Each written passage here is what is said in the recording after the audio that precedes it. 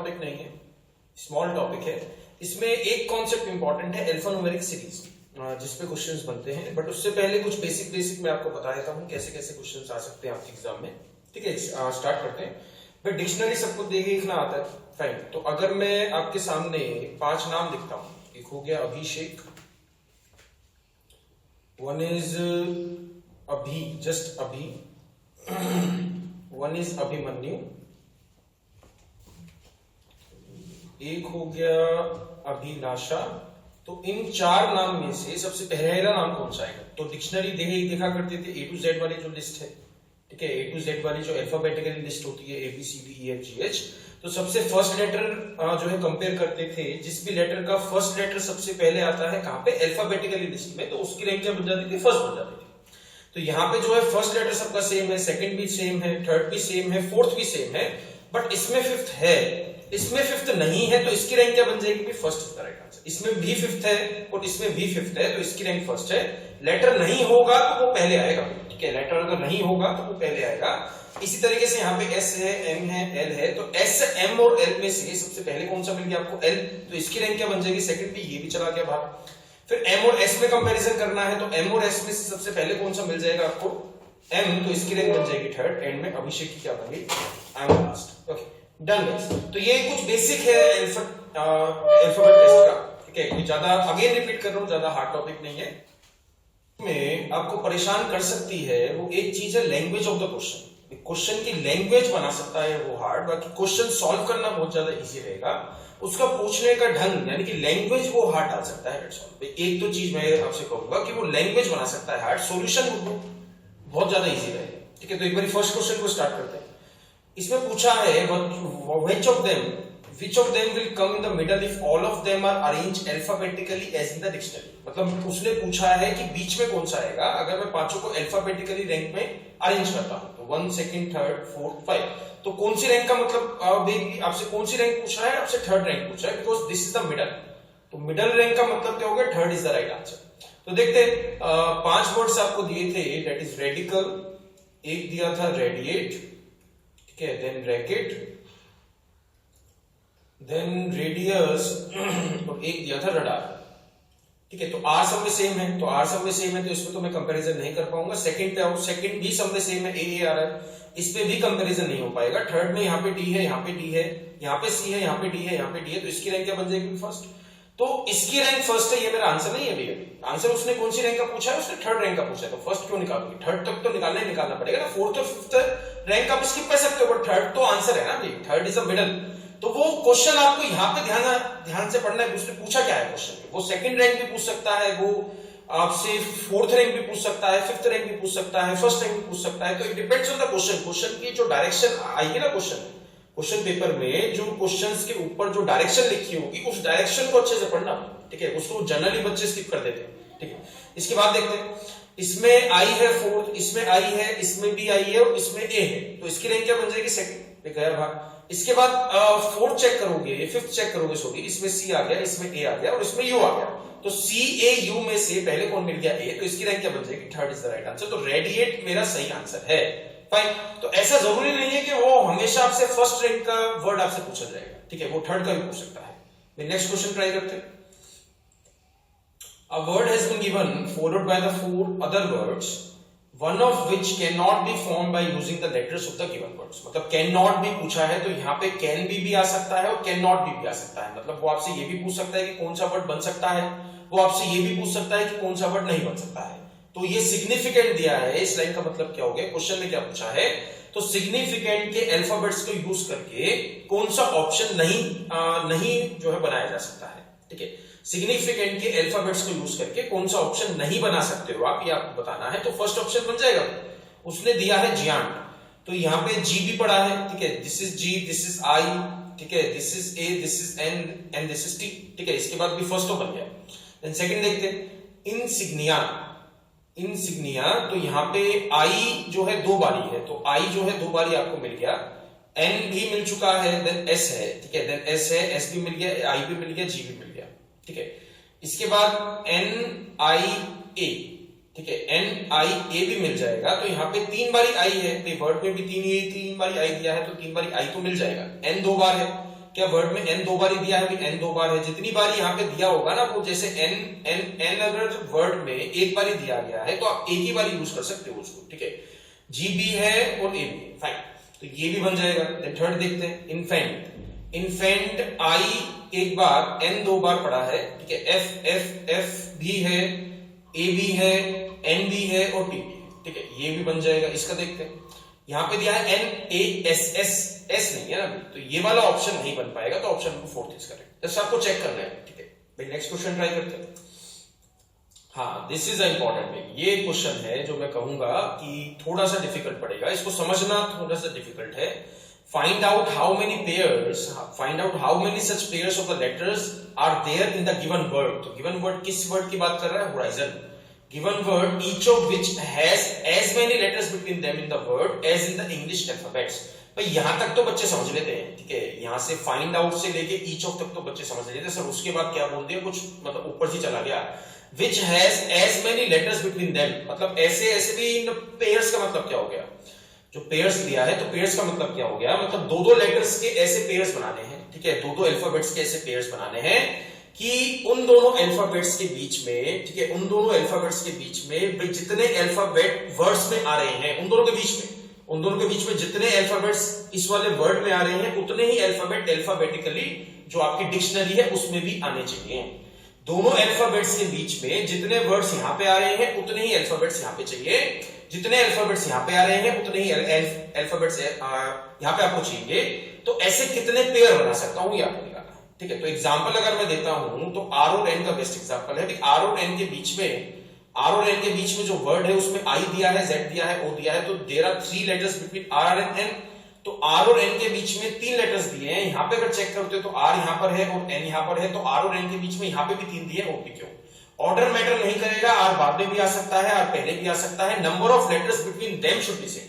दोनों के बीच में नंबर ऑफ लेटर्स बराबर करने हैं, लेटर्स की नंबर ऑफ लेटर्स बराबर करने हैं। यहाँ पे I है, Z है, O है, उससे मतलब नहीं है यहाँ पे OP क्यों है, नंबर तो सेम है ना, यहाँ पे भी 3 है, यहाँ पे भी 3 है। तो ऐसे कितने पेयर्स बन जाएंगे उनको एक बार सॉल्व करोगे। अब एक बार वीडियो को पॉज करके स्टार्टिंग से सॉल्व करो, सब कितने पेयर्स बनेंगे, ठीक है। तो यहाँ पे देखते हैं, सबसे पहले आपको फर्स्ट लेटर से स्टार्टिंग करनी है। तो यहाँ पे दिया है H, तो H से आप स्टार्ट करोगे। H O कुछ बन सकता है? नहीं बनेगा। H R भी नहीं बनेगा। H यहाँ पर है, ठीक है, H यहाँ पर है, R यहाँ पर है, दूर है। यहाँ पे खाली उन दोनों के बीच में एक लेटर है। H I भी नहीं बनेगा, Z भी नहीं बनेगा, H O भी नहीं बनेगा, एक बन जाएगा H N। H और N अगर आप चेक करते हो तो H और N के बीच में यहाँ पे कितने हैं? H यहाँ पर है, N यहाँ पर है, 1 2 3 4 5, और यहाँ पे भी कितने हैं? 1 2 3 4 5। तो पहला पेयर कौन सा मिल गया आपको? H और N का। वो हमेशा आपसे नंबर ऑफ पेयर भी नहीं पूछेगा, वो आपसे कभी भी ये नहीं पूछेगा कि कौन कौन से पेयर्स हैं, वो आपसे हमेशा क्या पूछेगा कि नंबर ऑफ पेयर्स बता दो, ठीक है। अब नेक्स्ट लेटर से आपको आगे की तरफ चेक करना है, ठीक है, क्योंकि बैक साइड तो आपने ऑलरेडी चेक कर दिया ना। H O चेक करो चाहे OH चेक करो, बात एक ही है। तो O से आगे की तरफ चेक करोगे, OR कुछ बन सकता है? OR के बीच में यहाँ पे 2 आ रहे हैं, OR के बीच में यहाँ पे 1 भी नहीं आ रहा है। अगर O 2 बारी है, तो दोनों O से अलग अलग आपको चेक करना है। दोनों O की रैंक वर्ड में डिफरेंट है, फाइन। अब यहाँ पे क्या दिया है, नेक्स्ट देखते हैं। OI भी नहीं बन पाएगा बिकॉज O और I के बीच में 5 है, यहाँ पे जस्ट 1 है। OZ is not possible, O is not possible. ON कुछ बन सकता है? ON भी नहीं बन पाएगा बिकॉज O और N के बीच में यहाँ पे 1 भी नहीं है और यहाँ पे 4 है, तो ON is also not possible. इसके बाद देखते हैं R से भी आगे की तरफ चेक करोगे। RI नहीं बन सकता है, RZ नहीं बन सकता है, RO यस गाइस, RO कुछ बन जाएगा भी। R यहाँ पर है, O यहाँ पर है, दोनों के बीच में नंबर ऑफ अल्फाबेट्स आ रहे हैं 2, तो R और O के बीच में यहाँ पे भी 2 आ रहे हैं और अल्फाबेटिकली सीरीज में भी 2 आ रहे हैं, तो ये मेरे को मिल गया सेकंड पेयर। भाई नेक्स्ट निकालो। R और N को तो एग्जांपल दिया ही था मैंने आपको, तो R और N मिल जाएगा। R और N के बीच में यहाँ पे नंबर ऑफ लेटर्स आए हैं 3 और यहाँ पे भी नंबर ऑफ लेटर्स आए हैं 3, तो ये मेरे को मिल गया थर्ड पेयर, ऐसा थर्ड पेयर, ठीक है। इसके बाद कोई मिलेगा नहीं मिलेगा? भाई I से कुछ नहीं मिलेगा, Z से कुछ नहीं मिलेगा, एक O से मिल जाएगा, ON। तो इस वाले O से तो मिल जाएगा ना, बिकॉज़ O और N के बीच में अगर मैं सेकंड वाला O और N के बीच में देखता हूं तो एक भी लेटर नहीं है, और O और N के बीच में यहाँ पे भी एक भी नहीं है, तो ये मेरे को मिल गया फोर्थ पेयर।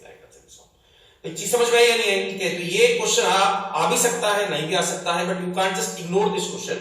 उतना इजी क्वेश्चन नहीं है ये वाला, ठीक है। तो इसमें जैसा मैंने आपसे कहा था कि अल्फाबेट टेस्ट में वो लैंग्वेज हार्ड बना सकता है, क्वेश्चन का सॉल्यूशन बहुत ज्यादा इजी रहेगा। वो लैंग्वेज मतलब किस तरीके से प्रस्तुत करेगा उसको हार्ड बना सकता है, ठीक है, वन मोर क्वेश्चन।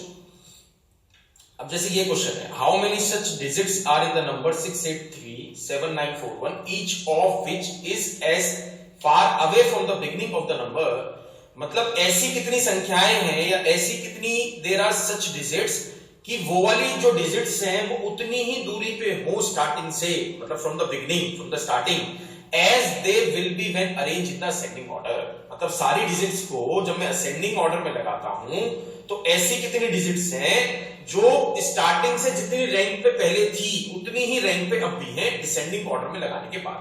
तो डिसेंडिंग ऑर्डर का मतलब क्या होगा, सबसे बड़ा, फिर उससे छोटा, फिर उससे छोटा, फिर उससे छोटा, फिर आ जाएगा 4, फिर आ जाएगा 3, फिर आ जाएगा 1।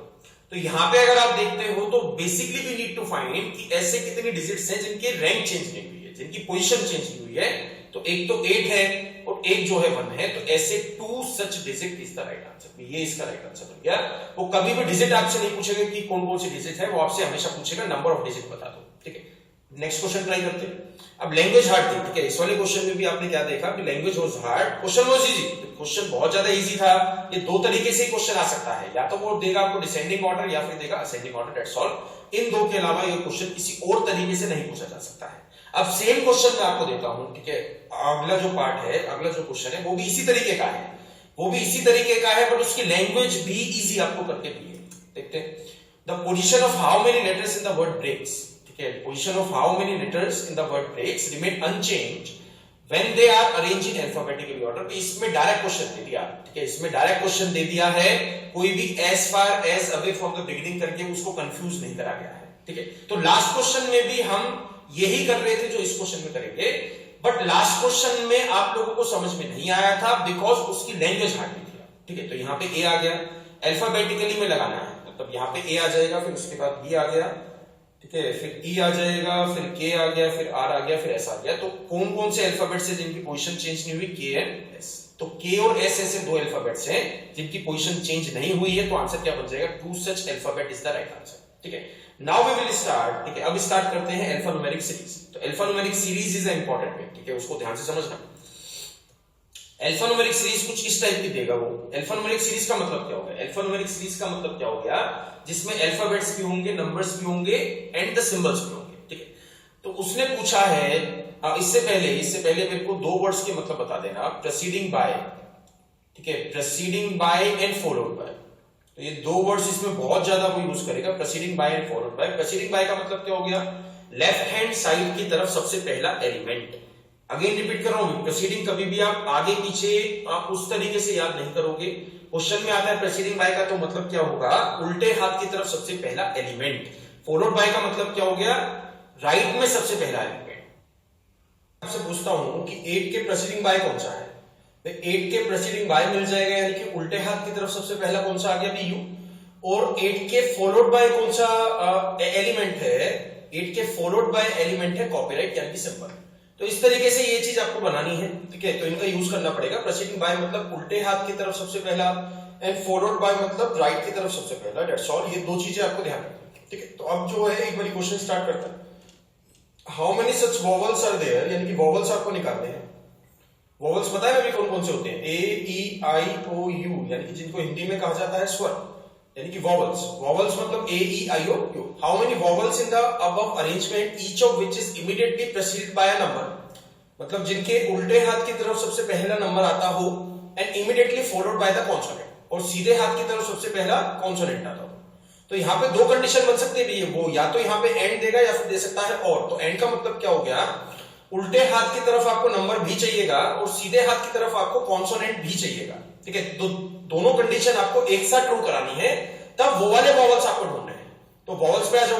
तो ये वाला वोवेल मैं ले सकता हूं या नहीं ले सकता हूं, ई को मैं ले सकता हूं बिकॉज ई के उल्टे हाथ की तरफ नंबर भी आ रहा है, नंबर आपको चाहिए था, और ई के सीधे हाथ की तरफ कॉन्सोनेंट भी आ रहा है, कॉन्सोनेंट भी आपको चाहिए था। तो दोनों ही कंडीशन ट्रू है, तो ये वाला ई में पिक कर सकता हूं। और इसके बाद आओ, ये वाला आई भी मैं पिक कर सकता हूं बिकॉज आई के उल्टे हाथ की तरफ आपको नंबर चाहिए था, भाई नंबर है, और आई के सीधे हाथ की तरफ आपको कॉन्सोनेंट चाहिए था, कॉन्सोनेंट भी दिया गया है, तो ये वाला आई भी पिक कर लेंगे। इसके बाद यू मैं पिक नहीं कर सकता हूं बिकॉज इसके उल्टे हाथ की तरफ कौन सा क्या आया है, इसके उल्टे हाथ की तरफ आपको नंबर चाहिए था, बट दिया क्या है, सिंबल दिया है, तो ये वाली कंडीशन फॉल्स है। तो एक भी कंडीशन अगर फॉल्स होती है तो वो एंड वाले केस में आपको नहीं लेना है। फाइन। एंड का मतलब क्या हो गया, ये दोनों ही कंडीशन एक साथ सही करानी है। कॉन्सोनेंट आपको वॉवल्स ऐसे ढूंढने हैं जिनके उल्टे हाथ की तरफ नंबर भी मिले और साथ के साथ जिनके सीधे हाथ की तरफ कॉन्सोनेंट भी मिले। इसके बाद देखते हैं, इसके बाद आपको एक वॉवल मिल गया ए, तो ए के उल्टे हाथ की तरफ नंबर चाहिए था, नंबर है, और सीधे हाथ की तरफ कॉन्सोनेंट चाहिए था, कॉन्सोनेंट भी आपको दिया गया है, तो ए विल बी ऑल्सो काउंटेड। तो मतलब क्या हो गया, एक तो ई था, एक आई था और एक ए था। आंसर क्या बन गया, देयर आर 3 वॉवल्स, ऐसे वॉवल्स 3 हैं जो इस कंडीशन को फॉलो करते हैं, तो आंसर क्या हो गया 3 वॉवल्स। अगर यहां पे कंडीशन दे देता है और का मतलब क्या हो गया, इमीडिएटली प्रेसीडिंग बाय अ नंबर और immediately followed by a consonant, तो और का मतलब क्या हो गया, कोई सी भी एक कंडीशन ट्रू मिल गई तो वो वाला वॉवल आपको पिक करना है। मैं अगेन रिपीट कर रहा हूं, व्हाट डू मीन बाय और का मतलब क्या हो गया, या तो उल्टे हाथ की तरफ नंबर मिल जाए भाई ठीक है, या फिर मेरे को राइट में कॉन्सोनेंट मिल जाए वो भी ठीक है, या फिर दोनों ही ठीक है, मतलब दोनों ही मिल गए तब भी ठीक है। मतलब और वाले केस में कौन सी कंडीशन नहीं आएगी, जब दोनों ही गलत होंगे, मतलब दोनों ही कंडीशन गलत होंगी, वो वाला केस आपको और में भी नहीं लेना है और वो वाला केस आपको एंड में भी नहीं लेना है। चीज समझ में आई या नहीं है। और का मतलब क्या हो गया, या तो उल्टे हाथ की तरफ आपको सबसे पहला एलिमेंट नंबर मिल जाए, या फिर सीधे हाथ की तरफ सबसे पहला एलिमेंट कॉन्सोनेंट मिल जाए, या फिर दोनों मिल जाए। फाइन, तो किससे केस समझ में आया। और का मतलब क्या है, at least one condition should be true, कम से कम एक कंडीशन आपको सही मिलनी चाहिए। फाइन, तो नेक्स्ट क्वेश्चन ट्राई करते हैं। नेक्स्ट क्वेश्चन में ये सीरीज है, हाउ मेनी सच सिंबल्स, तो उसने पूछा ऐसे कितने सिंबल्स हैं, how many symbols are there in the above arrangement, each of which is immediately preceded by a consonant, यानी कि जिनके उल्टे हाथ की तरफ सबसे पहला कॉन्सोनेंट आए but not immediately followed by the consonant, मतलब सीधे हाथ की तरफ कॉन्सोनेंट ना आए। चीज जो है ना ध्यान से करना, अब थोड़े से मैं क्वेश्चंस बनाऊंगा हार्ड, तो यहाँ पे नॉट दिया ना, नॉट का मतलब क्या हो गया कि कॉन्सोनेंट नहीं आना चाहिए। तो ये वाली कंडीशन मतलब फॉलोड वाली कंडीशन सही कब होगी, जब वहां पे कॉन्सोनेंट नहीं आएगा। कॉन्सोनेंट के अलावा चाहे कुछ भी आए चाहे कुछ भी ना आए उससे मतलब नहीं, कॉन्सोनेंट आ गया तो ये वाली कंडीशन फॉल्स हो जाएगी। फाइन, तो ये एंड दिया है, ठीक है, एंड दिया है तो दोनों ही कंडीशन आपको सही करानी है एक साथ। तो सिंबल्स देखते हैं भाई, परसेंटेज में काउंट कर सकता हूं, परसेंटेज में काउंट नहीं कर सकता हूं बिकॉज इसके उल्टे हाथ की तरफ तो कॉन्सोनेंट है बट इसके सीधे हाथ की तरफ भी कॉन्सोनेंट है जो आपको नहीं चाहिए था, तो ये वाली कंडीशन गलत है, इसलिए मैं ये परसेंटेज काउंट नहीं कर सकता हूं। नेक्स्ट पे आऊं, एट द रेट में काउंट कर सकता हूं बिकॉज एट द रेट के उल्टे हाथ की तरफ कॉन्सोनेंट चाहिए था, B is a consonant, consonant है, और सीधे हाथ की तरफ आपको कॉन्सोनेंट नहीं चाहिए था, कॉन्सोनेंट नहीं दिया गया है because you is what, you is a vowel not a consonant. ठीक है, इसके बाद देखते हैं भाई कॉपीराइट पे काउंट नहीं कर सकता हूं बिकॉज कॉपीराइट के उल्टे हाथ की तरफ आपको कॉन्सोनेंट चाहिए था, यहां पे नंबर दे दिया गया है तो ये वाली कंडीशन फॉल्स है, इसलिए मैं कॉपीराइट को पिक नहीं कर सकता हूं। हैश पे आओ, हैश अगर देखते हो आप, हैश के उल्टे हाथ की तरफ कॉन्सोनेंट चाहिए था, ठीक है, ये वाली कंडीशन तो ट्रू जाएगी, बट सीधे हाथ की तरफ उसने बोला था कि कॉन्सोनेंट नहीं चाहिए, यहां पे दिया गया है तो ये वाली कंडीशन फॉल्स है, तो इसलिए मैं हैश को भी पिक नहीं कर सकता हूं। इसके बाद क्या आ गया भाई, ये आ गया स्टार, ठीक है, ये आ गया डायमंड, सॉरी ये आ गया डायमंड, तो डायमंड के उल्टे हाथ की तरफ कॉन्सोनेंट चाहिए था, यहां पे नहीं दिया गया है तो ये वाली कंडीशन फॉल्स है। नेक्स्ट पे आओ, डॉलर के साथ भी सेम कंडीशन है, डॉलर के साथ भी सेम कंडीशन है, डॉलर के उल्टे हाथ की तरफ आपको कॉन्सोनेंट चाहिए था, नहीं दिया गया है तो ये वाली कंडीशन फॉल्स है, तो ये भी पिक नहीं करना है और ये भी पिक नहीं करना है, तो आंसर क्या हो गया, there is only one such symbol is there, तो आंसर क्या हो गया, one such symbols are there. तो चीज समझ में आई गाइस आपको। एंड का मतलब क्या हो गया, एंड का मतलब क्या हो गया, उल्टे हाथ की तरफ वाली कंडीशन भी सही करानी है और साथ के साथ सीधे हाथ की तरफ वाली कंडीशन भी सही करानी है। ठीक है, यहां पे लेट सपोज मैं यहां पे दे देता हूं और, ठीक है, यहां पे बीच में डाल देता हूं और, यानी कि immediately preceded by a consonant और not immediately followed by the consonant. तो अब आपको सिंबल्स निकालने हैं, तो और का मतलब मैंने आपको लास्ट क्वेश्चन में बताया था कि या है, मतलब या का मतलब क्या हो गया, आइदर कोई सी भी एक कंडीशन ट्रू हो जाए तो मेरे को सिंबल वो वाले पिक करने हैं, कम से कम एक कंडीशन आपको ट्रू करानी ही करानी है, दूसरी भले ही गलत है, दूसरी भले ही ठीक है, उससे मतलब नहीं है। ठीक है, तो यहां पे कॉन्सोनेंट चाहिए और यहां पे उसने बोला कि कॉन्सोनेंट नहीं चाहिए। फाइन, तो अब सिंबल देखते हैं, ये परसेंटेज काउंट कर सकते हैं, परसेंटेज काउंट कर सकते हैं बिकॉज इसके उल्टे हाथ की तरफ कॉन्सोनेंट चाहिए था ना भाई, ये वाली कंडीशन ट्रू है तो दूसरी हम चेक ही नहीं करेंगे, कम से कम एक कंडीशन ट्रू चाहिए, तो कम से कम एक कंडीशन आपको ट्रू मिल चुकी है, तो ये वाला परसेंटेज आपको काउंट करना है। नेक्स्ट पे आओ, एट द रेट के भी उल्टे हाथ की तरफ कॉन्सोनेंट चाहिए था, कॉन्सोनेंट दिया गया है तो ये वाली कंडीशन ट्रू है, तो एट द रेट भी पिक कर लेंगे, दूसरी कंडीशन से मतलब ही नहीं है ना भाई मैंने आपसे कहा कि और का मतलब क्या होता है कि कम से कम एक कंडीशन ट्रू मिल गई तो दूसरी वाली कंडीशन आपको चेक ही नहीं करनी है। नेक्स्ट पे आओ, ये कॉर्पोरेट पिक कर सकता हूं या नहीं कर सकता हूं? देख, कॉर्पोरेट के उल्टे हाथ की तरफ आपको कॉन्सोनेंट चाहिए था, कॉन्सोनेंट नहीं दिया गया है, तो ये वाली कंडीशन फॉल्स है। यहां पे कॉर्पोरेट के राइट में, यानी कि राइट में मेरे को कॉन्सोनेंट नहीं चाहिए था, कॉन्सोनेंट दिया गया है, तो ये वाली कंडीशन भी फॉल्स है। दोनों ही फॉल्स है तो वो कहीं भी नहीं आएगा, तो कॉर्पोरेट में पिक नहीं कर सकता हूं। हैश पे आओ। हैश के आपको उल्टे हाथ की तरफ जो है कॉन्सोनेंट चाहिए था, कॉन्सोनेंट दिया गया है, तो ये वाली कंडीशन ट्रू है, तो एक भी कंडीशन ट्रू, तो वो वाला सिंबल मैं पिक कर लूंगा। ये दिया है डायमंड, तो डायमंड अगर आप चेक करते हो तो डायमंड के उल्टे हाथ की तरफ आपको कॉन्सोनेंट चाहिए था, नहीं दिया गया है, नहीं दिया गया है, तो ये वाली कंडीशन गलत है। बट उसके राइट में चेक करते हो तो उसने बोला था कॉन्सोनेंट नहीं चाहिए, कॉन्सोनेंट नहीं है भाई, two is not a consonant. Consonant नहीं चाहिए, कॉन्सोनेंट के अलावा चाहे कुछ भी पड़ा हो, उसको उसने क्वेश्चन में क्या मेंशन करा है कि उसको कॉन्सोनेंट नहीं डालना है, ठीक है। तो यहां पे कॉन्सोनेंट नहीं है, तो ये वाली कंडीशन ट्रू है, तो ये वाला डायमंड भी आपको पिक करना है। देन इस पे आ जाओगे डॉलर अगर आप देखते हो तो इसके उल्टे हाथ की तरफ कॉन्सोनेंट चाहिए था, नहीं दिया गया, कंडीशन इज फॉल्स। जब दूसरी कंडीशन चेक करोगे तो सीधे हाथ की तरफ कॉन्सोनेंट नहीं चाहिए था, कॉन्सोनेंट नहीं दिया गया है, नंबर दिया गया है, तो ये वाली कंडीशन ट्रू है, तो ये वाला डॉलर में पिक कर लूंगा। तो 1 2 3 4 5 there are 5 such symbols are there. अगर यहां पे कंडीशन डालता है और, तो आपको एंड भी समझ में आ चुका है, आपको और भी समझ में आ चुका है। तो ये ही थोड़ा सा हार्ड पार्ट है इसमें, एंड और को समझना। और का मतलब क्या हो गया? और का मतलब क्या हो गया? कम से कम एक तरफ की कंडीशन आपको सही करानी है, at least one condition should be true, ठीक है। अब नेक्स्ट क्वेश्चन देखते हैं, सेम सीरीज है, हाउ मेनी नंबर्स। तो ऐसे कितने नंबर्स है, ठीक है, उसने पूछा how many numbers each of which is not immediately preceded by a letter, यानी कि जिसके उल्टे हाथ की तरफ लेटर नहीं आना चाहिए, and not immediately followed by the symbol, जिनके सीधे हाथ की तरफ सिंबल भी नहीं आना चाहिए, दोनों कंडीशन और हैं, ठीक है, सॉरी दोनों ही कंडीशन नॉट वाली हैं, मतलब सीधे हाथ की तरफ भी कुछ नहीं चाहिए और उल्टे हाथ की तरफ भी कुछ उसको नहीं चाहिए, ठीक है। तो यहां पे अगर अल्फान्यूमेरिक सीरीज से क्वेश्चंस आप पूछोगे तो सबसे हार्ड क्वेश्चन बन सकता है जब दोनों ही तरफ की कंडीशन में दोनों ही तरफ की कंडीशन में नॉट दिया जाएगा और बीच में डाल देगा और, ठीक है। तो ये सबसे ज्यादा हार्ड क्वेश्चन बन सकता है। तो नंबर्स आपको निकालने हैं, ठीक है, नंबर्स आपको निकालने हैं, तो 4 को पिक कर लेते हैं। तो 4 के उल्टे हाथ की तरफ उसने बोला था लेटर नहीं चाहिए, वहां पे दिया गया है, तो ये वाली कंडीशन फॉल्स है, तो मैं ये 4 पिक नहीं कर सकता हूं। देन आ जाओ 9 पे, 9 के भी उल्टे हाथ की तरफ लेटर नहीं मांगा था, दिया गया है, तो ये 9 भी पिक नहीं होगा। फिर इस पे आ जाओ भी R पे, R अगर आप देखते हो, सॉरी 8 अगर आप देखते हो तो 8 के उल्टे हाथ की तरफ उसने बोला था लेटर नहीं चाहिए, चाहे वो वोवल हो चाहे वो कॉन्सोनेंट हो। भाई vowel is also as a letter and consonant is also consider as a letter. तो यहाँ पे 8 के उल्टे हाथ की तरफ लेटर नहीं चाहिए था, यहाँ पे दिया गया है, कंडीशन इज फॉल्स, तो ये 8 भी मैं पिक नहीं कर सकता हूं। देना जो 1 पे, 1 के उल्टे हाथ की तरफ लेटर नहीं चाहिए था, ये दिया गया है, तो ये वाला 1 भी पिक नहीं कर सकते हो। के 2 पिक कर सकते हैं, उसने बोला था कि 2 के उल्टे हाथ की तरफ उसको लेटर नहीं चाहिए, लेटर नहीं दिया गया है, because diamond is a symbol, letter नहीं चाहिए था, लेटर नहीं दिया गया है, बट भाई दूसरे वाली कंडीशन भी आपको सही करानी है ना, बिकॉज यहां पे क्या दिया है एंड, तो एंड के सीधे हाथ की तरफ आपको सिंबल नहीं चाहिए था, सिंबल भी नहीं दिया गया है, दोनों ही कंडीशन ट्रू आ रही है, तो ये वाला 2 मैं पिक कर सकता हूं।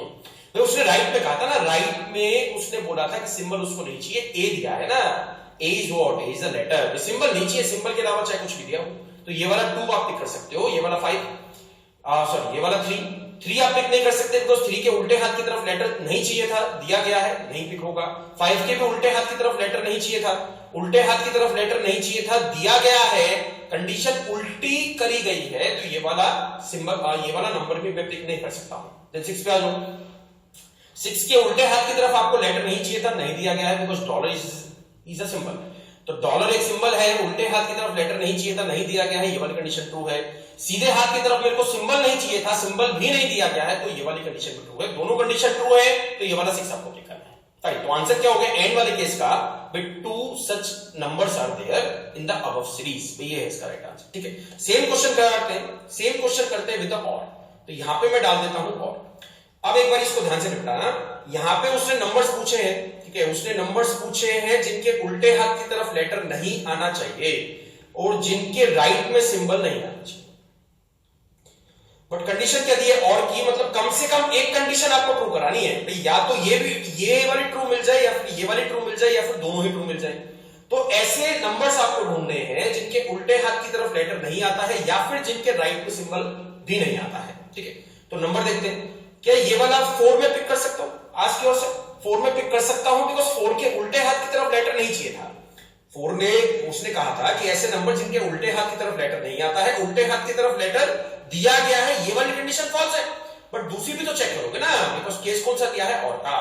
तो यहां पे अगर आप देखते हो दूसरी कंडीशन, तो नंबर के सीधे हाथ की तरफ उसने सिंबल नहीं दिया है, because E is a letter. Symbol नहीं दिया गया है, तो ये वाली कंडीशन ट्रू है, तो ये वाला 4 आपको पिक करना है। इसी तरीके से मैं 9 भी पिक कर सकता हूं, बिकॉज ये वाली कंडीशन ट्रू मिल जाएगी। इसी तरीके से क्या आप 8 पिक कर सकते हो?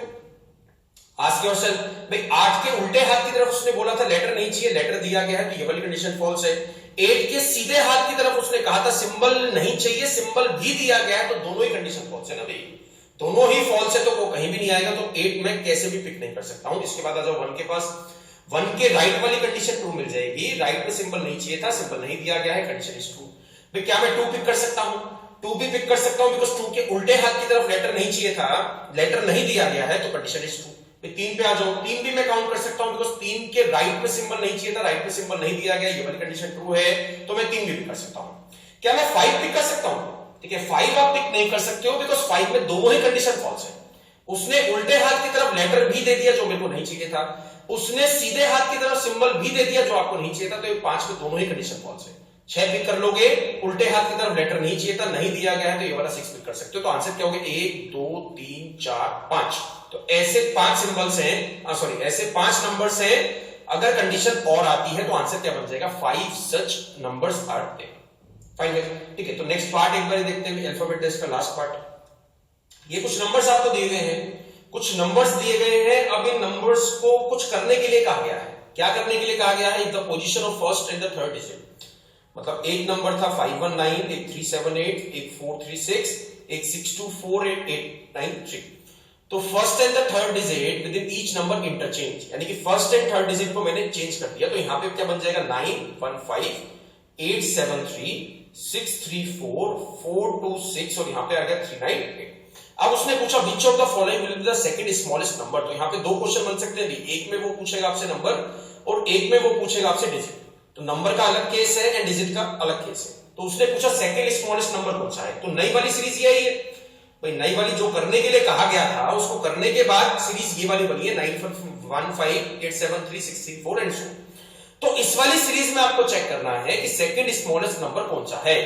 अगेन रिपीट कर रहा हूं, आपको नई वाली सीरीज में चेक करना है कि सेकंड स्मॉलेस्ट नंबर कौन सा है। तो सेकंड स्मॉलेस्ट नंबर कौन सा आ गया? 4 to 6। बट आंसर कहां से देना है? जो ऊपर वाली सीरीज है। आंसर कहां से देना है? जो ऊपर वाली सीरीज है। तो 4 to 6 कहां से आया था? 6 to 4 से। तो आंसर क्या बन गया? 6 to 4 is the right answer. नई वाली सीरीज में से आपको आंसर नहीं करना है, नई वाली सीरीज में से चेक करना है कि सेकंड स्मॉलेस्ट नंबर कौन सा है। तो जो भी नंबर नई वाली सीरीज में सेकंड स्मॉलेस्ट है, अब वो नंबर जहां से बन के आया है वो आंसर बनेगा। 6 to 4 is the right answer, that's all. ठीक है भाई, नेक्स्ट क्वेश्चन कराऊंगा जिसमें वो पूछेगा कि व्हाट इज द डिजिट। ठीक है, एक बार इसको चेक करो। 519 378 436 624 एंड 893। तो फर्स्ट एंड सेकंड को चेंज करा है, तो यहां पे आ जाएगा 159 738 346 264 एंड 983। तो ये नई वाली सीरीज है, ये पहले वाली सीरीज है। केस कौन सा है? उसने क्या पूछा? Which of the following will be the second digit of the highest number. Second digit आपको निकालनी है हाईएस्ट नंबर की। तो डिजिट के केस में अगर वो डिजिट पूछता है तो डिजिट के केस में नई वाली सीरीज का ही यूज करेंगे कंपैरिजन करने में, मतलब फाइंड करने में कि हाईएस्ट नंबर कौन सा है। और उसी हाईएस्ट नंबर की सेकंड डिजिट आपको नई वाली सीरीज में से ही आंसर करना है। नई वाली सीरीज से ही फाइंड करना है और नई वाली सीरीज से ही आंसर करना है। मतलब डिजिट के केस में इनका कोई यूज नहीं है, इनका जो यूज आएगा वो नंबर के केस में आएगा। ठीक है, तो नई वाली सीरीज आ चुकी है। तो इसमें हाईएस्ट नंबर कौन सा है? 983। तो इसकी सेकंड डिजिट कौन सी है? 8 इज द राइट आंसर। ये है इसका राइट आंसर, दैट्स ऑल। तो नंबर के केस में पहली वाली सीरीज जो आपकी ओरिजिनल सीरीज थी, वो ओरिजिनल सीरीज में से आपको आंसर करना है, नई वाली सीरीज में से जस्ट आपको चेक करना है। और डिजिट के केस में नई वाली सीरीज में से ही आपको चेक करना है और नई वाली सीरीज में से आपको आंसर करना है। ये दो केस है। फाइन गाइस, तो अल्फाबेट टेस्ट में इतने ही क्वेश्चन बन सकते हैं। ठीक है, इससे बाहर आज तक क्वेश्चन नहीं आया है आपके एग्जाम में। ये अल्फान्यूमेरिक सीरीज इंपॉर्टेंट है, इसमें 3 से लेकर 4 क्वेश्चन आपके एग्जाम में आ सकते हैं। फाइन गाइस, फिर भी अगर कोई डाउट रहता है इस चैप्टर में तो ask me personally at abhishek.studyiq@gmail.com. I will revert back in 24 hours and thanks a lot guys. And